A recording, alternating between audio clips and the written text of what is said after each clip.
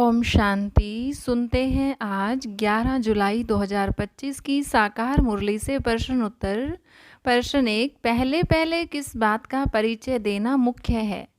उत्तर, पहले पहले बाप का सही परिचय देना मुख्य है, क्योंकि बाप के परिचय से ही गीता का भगवान स्पष्ट होता है। प्रश्न 2, गीता में भगवान उवाच किसके लिए कहा गया है? उत्तर, गीता में भगवान उवाच परमपिता परमात्मा शिव के लिए कहा गया है, श्री कृष्ण नहीं बल्कि निराकार शिव बाप ही ज्ञान सागर हैं। प्रश्न 3, लौकिक और पारलौकिक बाप में क्या अंतर है? उत्तर, लौकिक बाप शरीर देता है, पारलौकिक बाप आत्मा को ज्ञान देता है। पारलौकिक बाप ही सच्चा गॉड फादर है। प्रश्न 4, श्री कृष्ण की आत्मा में शिव बाबा क्यों प्रवेश करते हैं?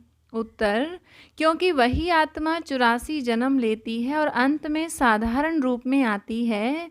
संगम युग में बाबा उसी तन में आते हैं। प्रश्न 5, असली चक्र लगाने का अर्थ क्या है? उत्तर, आत्मा का ब्राह्मण से देवता, क्षत्रिय, वैश्य, शूद्र बनना चक्र है। यह 84 जन्मों का स्मृति रूपी चक्र है। प्रश्न 6, श्री कृष्ण और शिव बाबा में क्या अंतर है? उत्तर, श्री कृष्ण साकार है और शिव बाबा निराकार है। श्री कृष्ण बाल रूप है, शिव बाबा ज्ञान सागर है। प्रश्न 7, भगवान एक निराकार कैसे सिद्ध करें? उत्तर, यह सिद्ध करें कि आत्मा निराकार है तो परमात्मा भी निराकार होगा।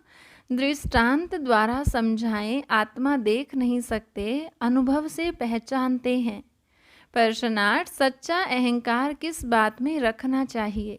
उत्तर, यह अहंकार कि हमको स्वयं भगवान पढ़ा रहे हैं, यह खुशी आत्मा को शक्तिशाली बनाती है। प्रश्न 9, भगवान का कार्य क्या है? उत्तर, पतितों को पावन बनाना और स्वर्ग की स्थापना करना। वह ज्ञान देकर आत्माओं का कल्याण करते हैं। प्रश्न 10, ज्ञान किसे कहा जाता है? उत्तर, बाप द्वारा दी गई आत्मा और परमात्मा की सच्ची जानकारी को ज्ञान शास्त्रों या भक्ति की बातों में नहीं होता। प्रश्न 11, सर्वव्यापी सिद्धांत क्यों गलत है? उत्तर, क्योंकि बाप कहते हैं मैं बच्चों को नॉलेज सुनाने आता हूँ।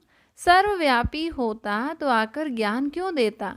प्रश्न 12, संगम युग का क्या महत्व है? उत्तर, संगम युग में ही आत्मा पवित्र बनती है और वर्षा मिलता है। यह सबसे श्रेष्ठ और छोटा युग है। प्रश्न 13, मुख्य ब्रह्मा विष्णु शंकर के चित्रों की क्या भूमिका है? उत्तर, वह ड्रामा में थोड़े समय के पार्ट वाले देवता हैं। वह ज्ञान की नहीं स्मृति की निशानियां हैं। प्रश्न 14, माया मुख्य रूप से किस इंद्रिय को धोखा देती है? उत्तर, आँखों के माध्यम से। आँखों से ही मोह, क्रोध, लोभ उत्पन्न होता है। प्रश्न 15, पास विद ओनर बनने के लिए क्या आवश्यक है? उत्तर, तीव्र पुरुषार्थ और स्टॉप पावर की प्रैक्टिस।